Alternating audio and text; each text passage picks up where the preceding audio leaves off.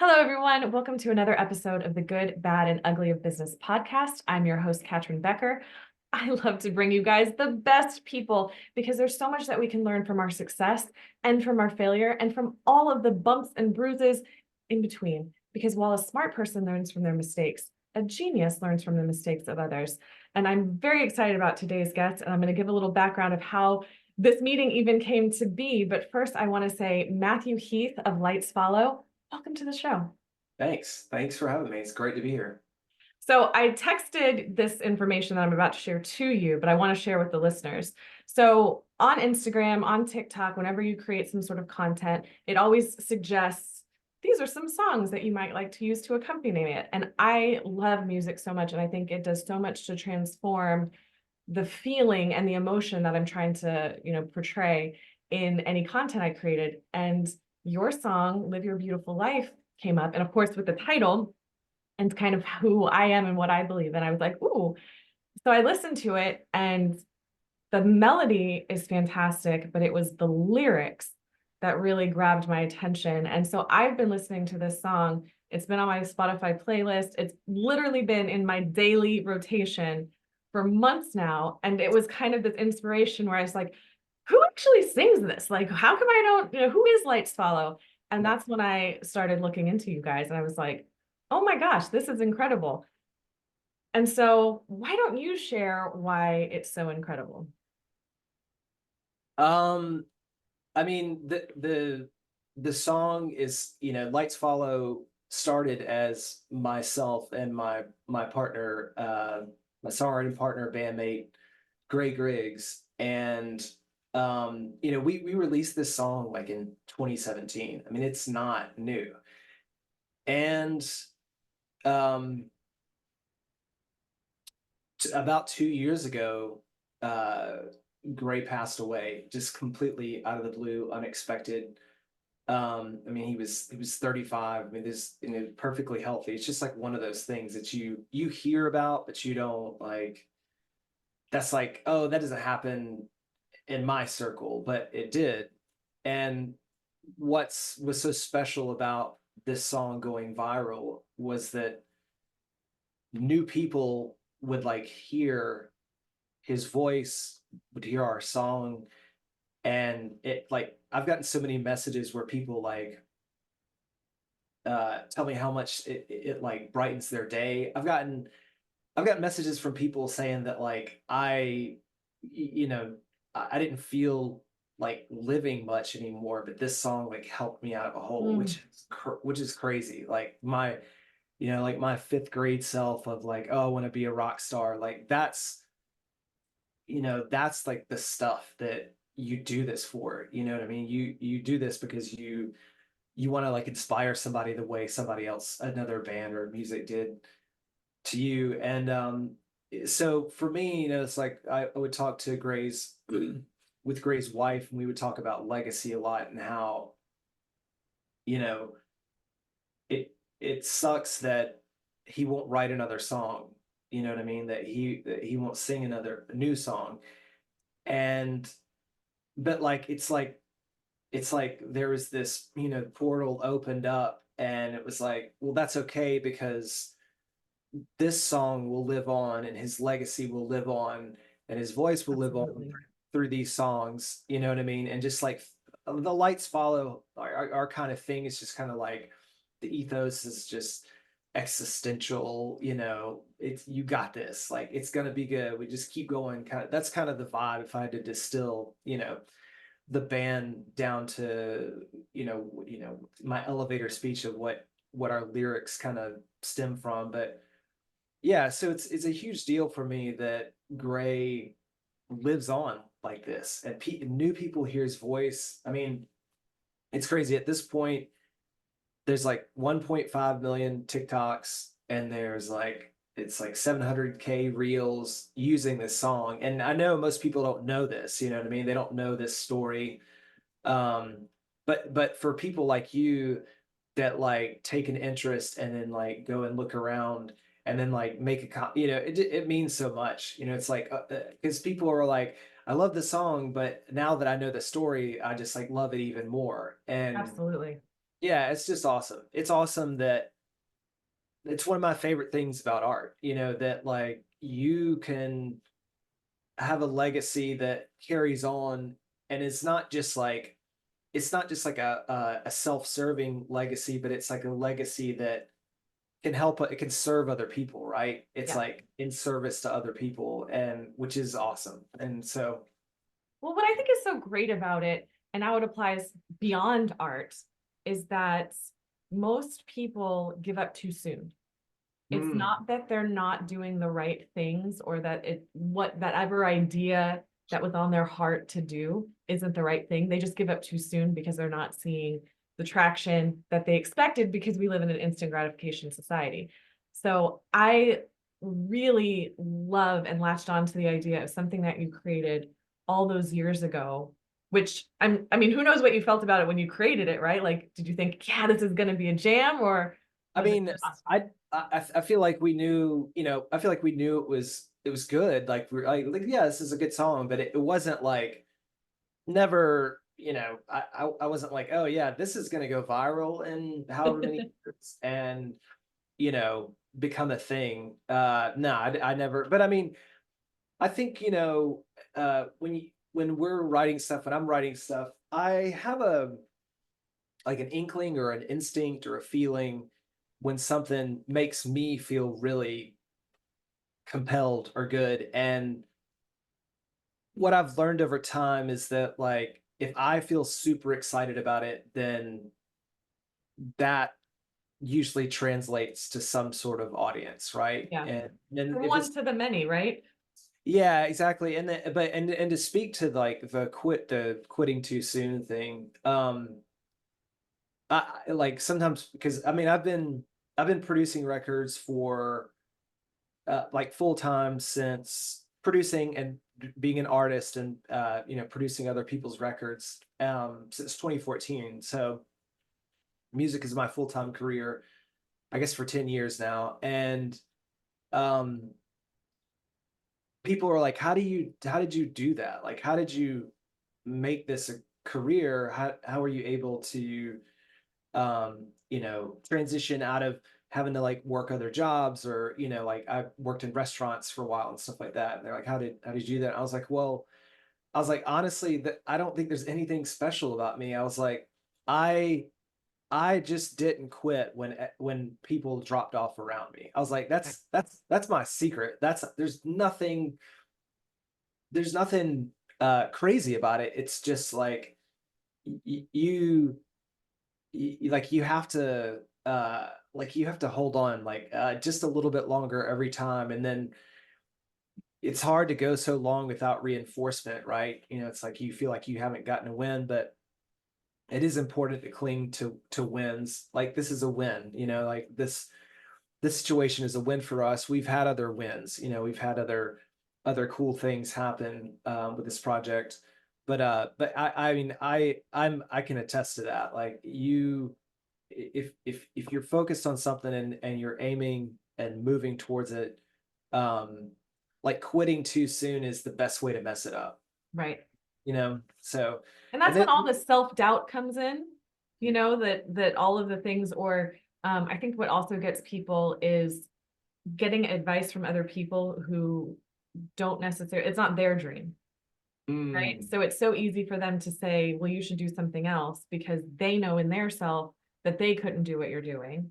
So, well, those people, I mean, yeah, it's like you have to be really careful about who you're talking to about this stuff, because people will project their fears onto you when you're talking about this stuff. And um yeah, so I mean I've encountered that. Thankfully, I've had like incredible support from the people that are closest to me. My wife is crazy supportive. And my parents, like my mom is like my biggest cheerleader. And like I remember driving to like a shift at the restaurant, like as a server, and just like I'd be in the car on the way, and I would just be bawling my eyes out, like, why isn't this working yet? Like why am I still here? Like why am I still not not as far along as I want to be. And she's like, Matt, you got to have a strong stomach, you know, for this, like, because this is going to take time. She's like, but you can't stop. And that's good advice. But I think that it is important to identify when people are speaking into, you know, what they think you should do, right? And like what they think your, you know, your path should be. I don't know. I actually want to hear you say more about that, because like I'm curious, like what your did you like when you on your journey, did you have people that would be like, I don't know if you can do that, like that's a pretty hard road. I mean, what did people say to you? Absolutely. I mean, I think, and it's something that pretty much every single guest that's been on here has echoed at some point of there were moments where things got tough, they could have stopped, but they didn't. They just kept going. And I think, you know, that's where the overnight success comes from, is that whenever that threshold, that tipping point happens, and then it's like, oh, well, of course you're doing this. It's amazing. But it's like you didn't see the 10 years of hard work that Right. went into it. And something that I really wanted to discuss with you, because it was a question that you had posed in one of the videos that you have on Instagram about Live Your Beautiful Life. Like, how did this happen? Because at some point it had just been pretty constant amount of streams, and then it just took off. Yeah, it just like it just skyrocketed. Yeah. So you're saying, how did it happen? Is that what you're asking? Well, you were posing this question in this video of like, what is going on? And I've really been thinking a lot about it. And I think the world wasn't ready for your lyrics yet. I Mm. think 2020 was such a tipping point, you know, speaking of tipping points, and when, you know, that's when I changed my career. I was an engineer for 20 years before. Oh, really? Yeah, so I left that career in 2021 as a result of what happened in 2020, of the COVID pandemic. And so many people I talk to that have been guests on here talk about what a moment that was in time to really crystallize in their mind what was important in life and what really mattered. Um, and so you also have a song called Slow Down. And Hmm. when you look through the lyrics of that song, and it talks about that we're all just wasting this time, that we need to slow down. Yeah. That's what 2020 was. That's what COVID was. It's Yeah. almost like that song was being reflected in, you know, the general zeitgeist. So I really loved that song from that perspective. But I'd love to hear kind of your thoughts on, you know, you've been living with this song taking off now for nearly a year. Mhm. You've had a lot more time to think about it than I have, and what is it going to come to? I still don't understand. I mean, I still don't get it. And I mean, I get it from the standpoint that it's something that people can connect to, right? And that like Yeah. it's something that people can listen to and identify with. It's a thing that like these are all like sentiments that we all feel. Um, yeah, I don't know. I mean, and like I did a post yesterday. It was like just telling the story of where this song came from, you know, and like what, you know, what initially inspired this song. And what it was my wife and I, or my wife had just had our first child, and she's having like a terrible day, like awful. And you know, which is par for the course when you know, it's like you're a new parent, and that just happens. She was having a bad day. And I went to the studio, and Gray and I were finishing some songs. This was one of those songs, right? It was like he had a track start, and he had a melody. It's like just humming, you know, in a voice memo, da, da, da, da, da, da, da, da, da, you know. And so uh, that's where the first line is like, tell me what it takes to get you feeling alive. You know, tell Mhm. me how to show you it's a beautiful life. It's like me just literally trying to make my wife feel better. You know Mm. what I mean?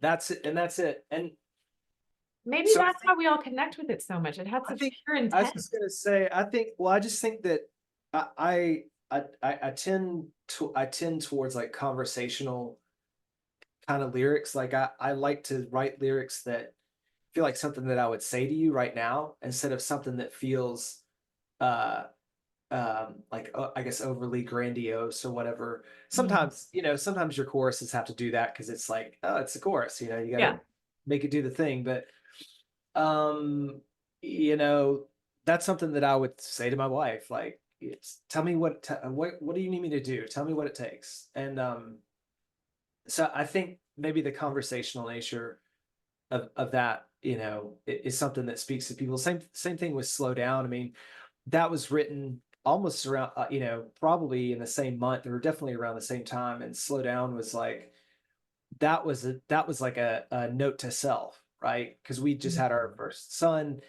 and I was grinding so hard to make this music thing work. We had our son in 2014, but 2014 is when I went full time with music, right? It's like a month before our son was born was when I did that. So it's like a really scary time. And I was losing perspective, right? I was Mhm. losing perspective that, okay, this stuff is good, and it's so good to hustle, and it's so good to like work towards a thing and climb a mountain, which I love doing, but you can't lose sight of like what your why is, right? Yeah. Why are you doing this? Who are you doing this for? And yeah, so I don't know. I however it happened, however that this thing became something, I'm super, super thankful for it. I'm still trying to connect dots, though it's funny because like there's like this, there's this like there's all these people that have heard this stuff and have used the song, and it's like they don't know, they know about the song, right? They don't know about Yeah. us, which is fine. I mean, I think like that's kind of part of our like culture with content and stuff like that, where it's like we're consuming like songs, we're not consuming artists, you know Right. what Right. It's I mean? very different than, what we grew up and having the CDs Right. and stuff, right? Where you knew more about the artist. And I remember being like obsessed with, looking in, like learning stories about them, and like I wanted to hear them in interviews and stuff like that. So but what's great is that anytime I do make a connection, like a personal connection with somebody, it's like it's great. It's like with you, it's just it's so authentic and genuine, and it's like I feel like I'm just meeting a bunch of friends, and so it's good.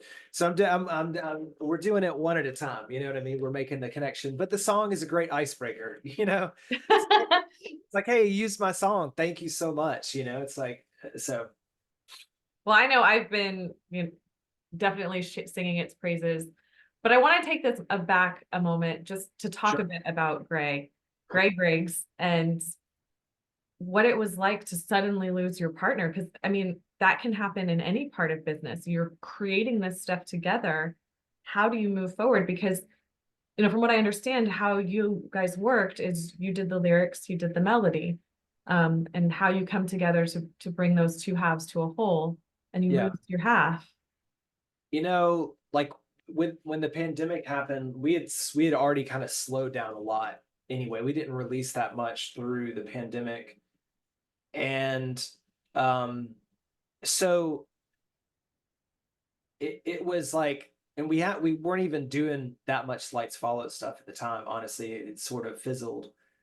Um and he was doing his own artist project, which I would love for people to check out. It's called Generous Gods. It's very different stylistically, but it's awesome. It's Mm. amazing. And I was doing a couple of other projects myself, and so the the immediate impact on Lights Follow right away wasn't that wasn't the big like dagger through the heart kind of thing, but what was like the regret that that we didn't keep going, that we didn't continue to do more stuff when we had time, Mhm. right? And that like really got me, and that really I would it just remember thinking over and over, he's not going to write another song, like Mm. he's not going to sing another song, and that really bothered me. um and so you know, it's like there's two sides of it. It's like losing him and then thinking like, oh, it would be good to start this, you know, get some lights follow stuff going again. Like, let's get things going. Um, and then thinking, uh, you know, this doesn't even feel right now. Like this, you know, this half of this thing is gone. Half of this, you know, this thing that we created and built together is gone. But it's so funny. Like there's been multiple, I would say like 4 or 5 times where the universe is like, you need to pick this back up. And that some of those times have been were when Gray was living, right? And then some of the times were and well, and the most recent time is with, you know, with what's happening with Live Your Beautiful Life. It's like part of it is like, you know, it's like we put this thing down where it's like, I don't know if this is going to work, you know, I don't, you know, this is good, people like it, there's some traction, and then we would start and then kind of like put a couple of songs out, and then we would, you know, not do it, Yeah. not we wouldn't like continue the momentum, right? Or we wouldn't push past that precipice of like that threshold where um it just takes time, right? Like we've already talked about that, where it's like you can't quit. You've got to keep doing this thing. You've got to be laser focused. You have to keep moving in a straight line. And there's been multiple times where it's like something like this will happen, right? Where like, you know, one time was like that song Slow Down was the theme song for like a Netflix show, right? And then there's been a couple other things that have happened like that. Live Your Beautiful Life was like in a Toy Story trailer, you know, years ago. Was it Whatever. really? Yeah, I'll send it to you. Yeah, and it's been in a ton of stuff. Like it's been in a ton of like TV stuff, and I can send some stuff to you. So I would enjoy that. Thank you. yeah, and it's like, and it's not that I don't. It's like not that we didn't want to do that stuff, but it was more so like I don't know if this can work. And the universe is like, dude, uh, like I'm trying to knock like every single time. I'm telling you, you need to do this thing. Like you need to do this thing. Like stop running away from it. Stop, you know, stop cowering, right? Mm. And and so like with this thing, as far as I was concerned, you know, when Gray passed, I was like, this is done. Like, how can I do this without him? You know, Yeah. he's my partner, you know? And I had a lot of conversations over, you know, the past 2 years with his wife. And I actually helped his wife finish his project that he was doing when he passed, that Generous Gods project. Mhm. I helped her finish that out. And Is and she like a singer as well? Is she a musician? she's not. No, she's actually an author. Oh, She's a novelist. Yeah. Her name's Lauren Nossett. She's incredible. that's amazing. Yeah, you should have her on actually. I'm like thinking in my head, I haven't had a novelist. Yeah. Love that. I'll send you your info. Yeah, she just put out she just released a book in November, but no, she's not a singer, but what we did was we pieced together parts that were already existing, and a lot of it was the same sort of way that Gray and I worked. It's like him mumbling in a voice memo. And it was even Mm. harder this time though, because like he's mumbling in a voice memo in a whisper because he's trying not to wake Lauren up because she's like sleeping. He's like humming a melody. So it was like a treasure hunt to finish this thing. And the stuff that he didn't sing, I sang in his place, and then we released it under his project. Um, but you know, that sorry, I'm losing my train of thought. It's all good. Yeah, I, pull me I'd like back. to know a little bit more just about the person Gray was, just to, Yeah, absolutely. I'd love to have that kind of, we never know how long we have Mm. and what will be remembered and how we will move on. I mean, obviously there's some magic that you guys put into your music that really touches people. And so I'd love to know more about him. Yeah, I mean, Gray was a genius. Like he just was like it was crazy how fast he could conjure up melody like on the spot.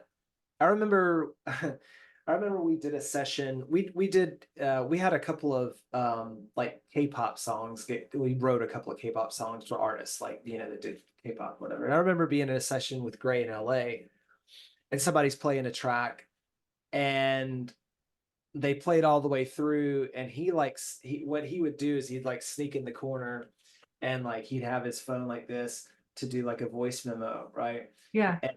And, um, and then I would say something, be like, hey, hang on one second, hang on one sec. And then he would he would go back to the corner. And he's like, can you just play it one more time? Just play the song through one more time. And he comes back and he's like, what do you guys think of this melody? And it's like, okay, yeah, that's the melody. that's, that's definitely the melody. And that was it. And that was the melody for that song. It ended up being the melody, and that's what the artist cut. And the end. And I'm like, and I remember, being in when Gray and I would like be in sessions together, and he'd be like pacing around. He's like, sweet, you got some lyrics, you got the lyrics. And I was like, dude, I can't work as fast as I can't just like pop them out. I'm pretty fast, but I'm not that fast. But yeah, I mean, he was a genius. We we met, we were connected um through a mutual friend, and I just remember like meeting him in a coffee place in Atlanta and just feeling like, how like you meet somebody and instantly you're like, oh, these are my people. Yeah. Right? You Yeah. just get that thing where it's like there's this like familiarity, right? Yep. And then so then it's like that was a great meeting, and then we started writing and working like every Monday. He would like come to my house, and it was so fun because we would like we'd work all day, and then we went to this place that had like dollar tacos, and then we'd come back and like have beers, and it was just like it was just a thing. It was like Yeah. it's like my brother. And I mean he changed the trajectory of my life. Like I love telling this story because I remember, it was one of the first times we worked together, and I had written something. I'd written a song called "If This Is What Love Is," and I presented it to him nervously, right? And at the time, like I was very much in this mode where I wanted to sign a publishing deal. I wanted to write for other artists. Like it was not in my mind to sing my own songs at all, right? That's not what I was thinking. And I presented it to this song. He's like, "Oh, this is great. This is dope." And I was like, "Okay, cool. Well, who should we get to sing it?" Because that's what I was doing at the time. I was like hiring demo singers to sing songs so I could like pitch to publishers, right? It's Yeah. like place this song with so and so artist. And he just like started setting up a mic and just like so matter of factly was like, "What are you talking about? Like, why do you want to hire somebody?" And I was like, "Well, I don't know. I mean, it's like who do you think would sound good on these?" Like he's setting up the mic. He's like, "You're gonna sing it." Like why? He's like, "Why are you? Why are we having this discussion?" It was so this matter of factly. Why are we talking about this? Like, just you're singing it. You sound good on the demo. You're gonna sing the thing. That's the sign. Like that. He was such a positive, encouraging person, and the fact that somebody that I respected so much like spoke that into my life, it was like I mean I can't describe like what that did for me. And it completely changed my life. I mean, because then I was like, maybe I can sing. I thought I could carry a tune, but You didn't I think of didn't yourself as a singer. I didn't think of myself as a singer. I still think of myself as a person that sings. You know what I mean? Like, but I own it more. I mean, I feel secure in myself or whatever. But um, I mean he just was such a positive person. Like he was hilarious. he was such a positive force in a lot of people's lives. And that was the kind of energy he carried. And one thing one thing I say, it's like his wife and I would talk about this too, where it's like, this dude, like, he was like a sponge for life. Like he soaked it up. And I feel like, and that's not just like, oh, he's passed away. It's like people say stuff at a Right. funeral, like, it's not BS. Like he just like was so appreciative of life and had such a good outlook and perspective on it, where I feel like so much of us can live until we're 80 and not live that much, right? Correct. And like so I'm super thankful for that, right?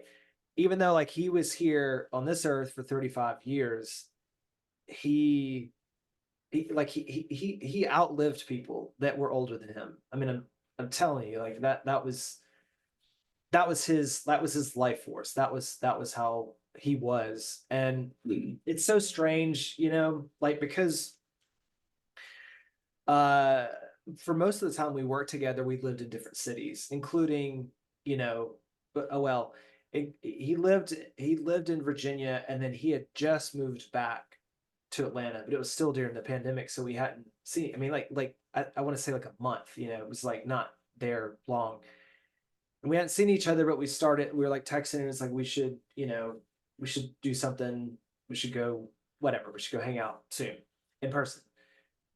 And it just it's just crazy. Like I just I mean, I remember his wife texted me the day after it happened, because she just like couldn't make her body make a phone call. You know Yeah. what I mean? And I was like on vacation with my family, and I just, when I saw the text was from her, And that was amazing. I didn't even see the context, but I knew Lauren never texts me. Why would she text me? Like, immediately I was like, something is wrong. And she's like, I just want to let you know, like, Gray passed away last night. And I Mm. was like, what are you talking about? And I literally texted with him the day before, because I don't know if you know what a Surrey is, but it's like a four-person bike, you know? You Oh, okay. like where you all pedal, right? And it's Yeah, got, I didn't know that was called a Surrey. yeah, apparently it is. But so Is we that were, from like the Oklahoma, like the Surrey with the fringe on top? Isn't that one of the lines from I, that musical? may, yeah, maybe it is. Yeah. Maybe I think that's probably what it's talking about. But Okay. so it's like it's like, it looks like a little golf cart, but instead of having a motor, you're like pedaling. And the way these things were set up, they have like no mechanical advantage, right? They have like, they're not Like geared or yeah, they're just tiny, they're these tiny things, so it barely turns the wheels. And I remember, like, we rented it for an hour and thinking it would be so fun, because we rented it at the same place that my family was on vacation when Gray passed. This was like several years before Gray and his wife and my wife and I were there, before I had kids. And so it's like me, Gray, his wife, my wife, we're on this Surrey pedaling, and it's fun at first, and then we're like looking at the clock, and we're like, oh crap, like, we're gonna be late, we're gonna be so late, and we're gonna get charged. so so we're on this thing, we're like, Lauren and my wife's Christy. I was like, Lauren and Christy, guys, get off, like, because we need to like get as much, as much weight off as we can, so that we can try to pedal this thing faster and get it. They're literally like walking beside us, going faster. We're like, we're just dying. Like, we're trying so hard to get this thing there on time, and we're so exhausted, and just like we're just laughing. We're deliriously laughing. And we get back, and the guy's like, "Oh, it's cool, man. I'm not going to charge you." But I'm sure it happens all the time, right? yeah, exactly. He's like, "Oh yeah, I get it." But I texted the day that Gray passed away. I texted him at like 2 that day, and I'm like, "Dude," I was like, we're at Jekyll Island right now," and I was like, or I'm on the same bike path that we almost like killed ourselves on the Surrey or whatever. And he just texted back a little bit. And it's like, haha, he was like in the hospital at that time, just thinking he had back pain. And that's what it started as. It just went in as like this back pain that started radiating. And they still don't, know for sure. I mean, there's hypothesis or whatever, but it's just so weird. It's just such a strange thing. But yeah, so you're not guaranteed anything. None of us are guaranteed this. And I think the best thing that we can do is try to serve people and try to, you know, I Yeah, don't I know. mean, one of the things that I talk about with my clients all the time is that, we can't change anyone else. We can only change ourselves. And Yeah. focusing on releasing all of that kind of regret and heaviness so that we can be more joyful and we can live our beautiful lives because we are dang lucky, Yeah. So Yeah. I really love that. I, A I, friend of mine- Oh, go ahead. I was just gonna say, I mean, like in the beginning, I felt like you're talking about like regret, like guilt. I mean, I felt so much guilt in the beginning, right? When after he passed away, and I felt, yeah, I just, and I know that's a normal thing, and I know the term is survivor's guilt or whatever, but I felt, yeah, I mean, I felt like an immense amount of guilt, and then I just realized after time, a little bit of time that, he, the way he lived his life, the way he was so, just fully alive, I realized it was like a dishonor to him to do that to myself and to like allow myself to. I mean, sometimes emotions are lights on a dashboard and you can't control what you feel, right? But you do have to you do have to like try to gain perspective on a situation, like that. And I just realized I would be honoring Gray's legacy and spirit way more if I super appreciated my life and didn't feel guilty and was happy and appreciated the things that I had instead of wallowing in guilt. You know what I mean? Yeah. Um, and that was important. That was an important thing for me to come to. It still feels like he's not even gone. It's strange. Well, time is such an interesting like construct, I mean, in our memory, someone lives on forever. Like, you going back to that Surrey ride, like you probably felt, your body still kind of feels like it's there right now. So Yeah. it's so interesting how all of that works. It is, yeah. And I mean, I guess the older you get too, like you see things, this happens, that eventually we're on the same trajectory. It's just at a different time, like a different timeline. We're all going the same way, you know what I mean? We're all moving the same way. And but it is pretty weird. It's pretty weird when it strikes so close to home, you know what I mean? It strikes in the house. So yeah, Yeah, and I think we can all probably relate to knowing someone that was a shocking passing. But sure. I kind of wanted to shift back to the process of creating songs a little bit. My friend is a singer-songwriter in Nashville as well, named Lance Carpenter, and he had posted something a couple of months ago, probably at this point. But he was like, "What is it about a song that makes you love it? Mm. Like, is it the meaning? Is it the lyrics? Is it the beat? Is it the melody? Like, what piece of that is that?" And I really thought about it because I thought it was like lyrics is what gets me. And I'm like, but it's not always true because I Mm. can hear a song that I don't understand the lyrics. You can be in a different language and still be like, yeah, I get this. I like this. So what are your thoughts on that? That's good.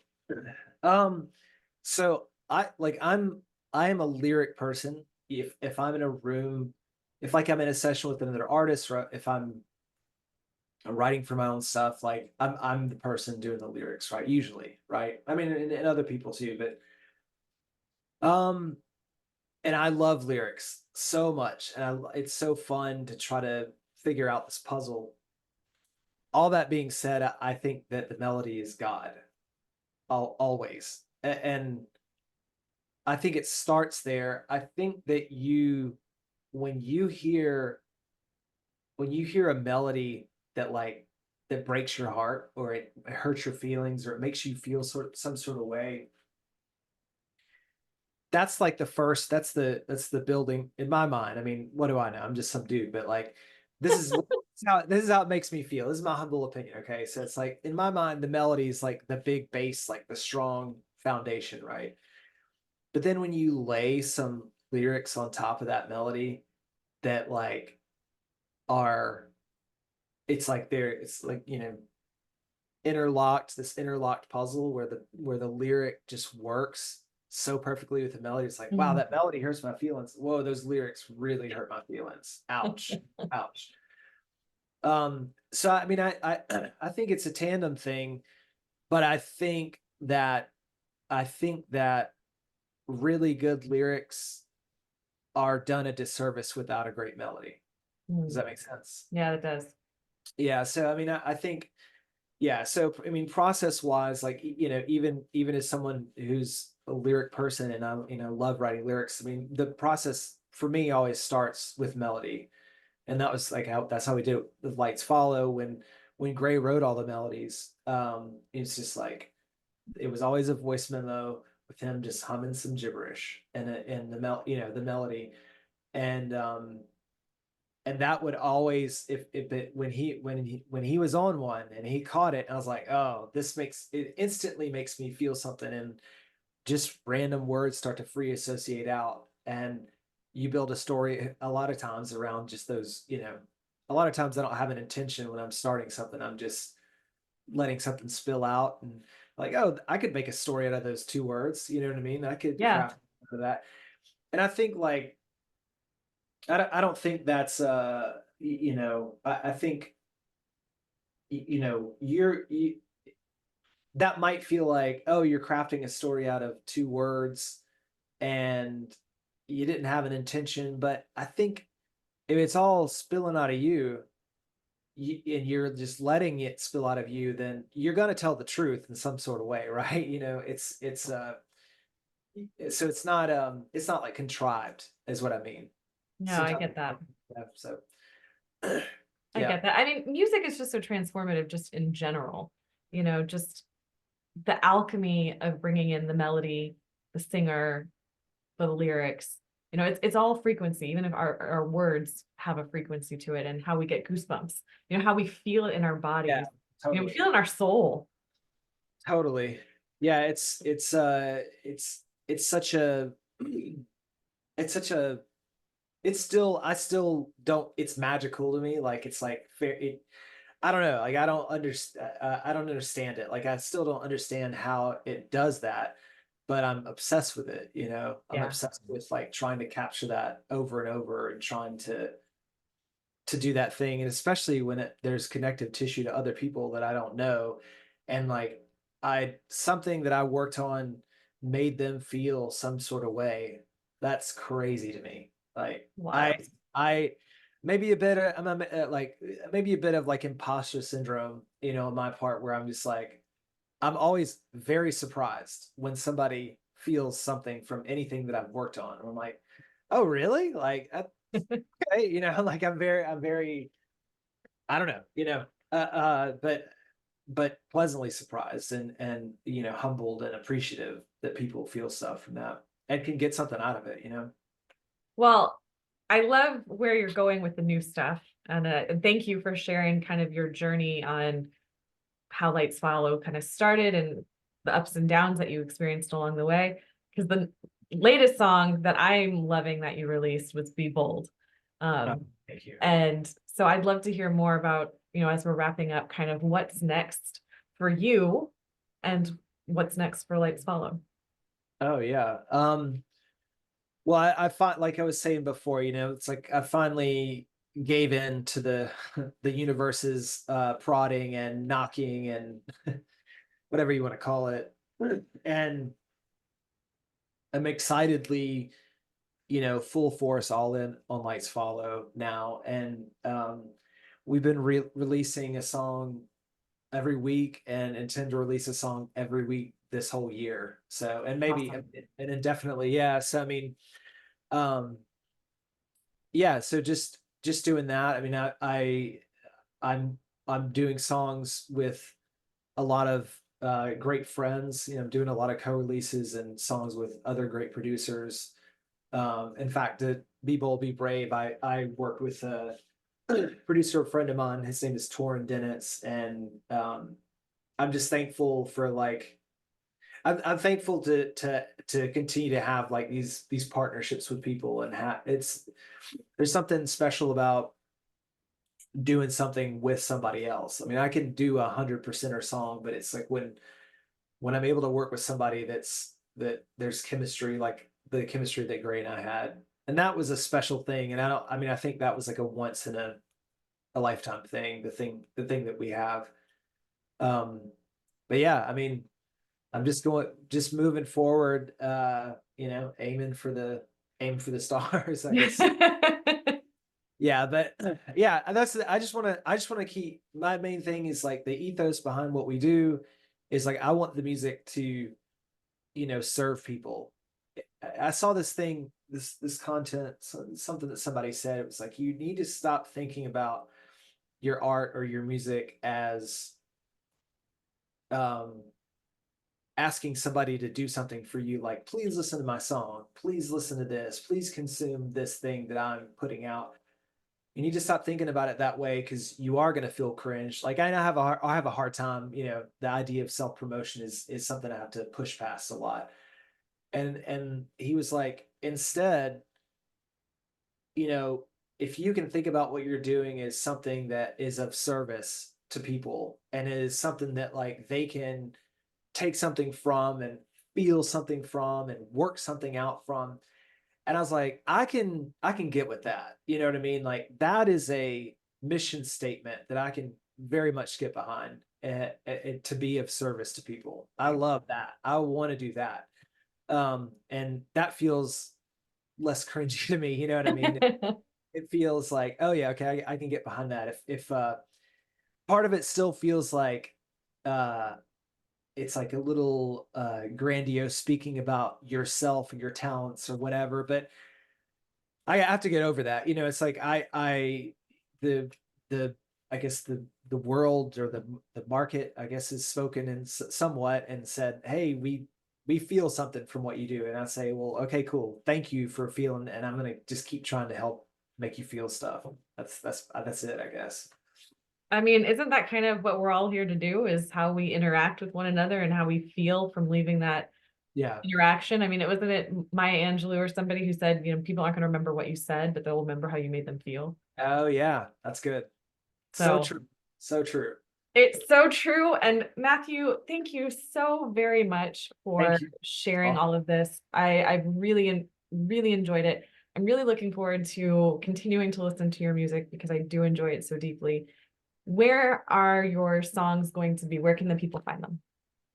you can find our songs on any digital streaming platform like Spotify, Apple Music, Amazon, all that stuff. Anything that YouTube, anything that you probably, you know, that you use or have on your phone or computer, you can find it everywhere. Awesome. Awesome. Well, they should definitely make sure they follow you there. Follow you on Instagram because you share a lot of behind the scenes stuff. You've put together a lot of funny videos. Like the Uh, video you put together of how the origin songs of Be Bold is pretty hilarious. I enjoyed that one oh, very good. I'm much. glad. Yeah. Thank you. Absolutely. Thanks. Anything else that you'd like to share before we wrap up? No, this was such a pleasure. I always joke with my friends and say, you know, I love to write songs and you know, I love the process of that. But what I love even more is like talking shop about stuff and talk, you know what I mean? And talking about doing the thing that you're doing. So hopefully I didn't ramble too much, but I really enjoy talking about this stuff. So thank you for inviting me. I appreciate it. Absolutely. I mean, I would enjoy a second interview to go more into the shop actual like aspects Sure. of making the business piece of it. I mean, this was Yeah, way we more should on totally like that business. Yeah, piece, but totally. all right, awesome.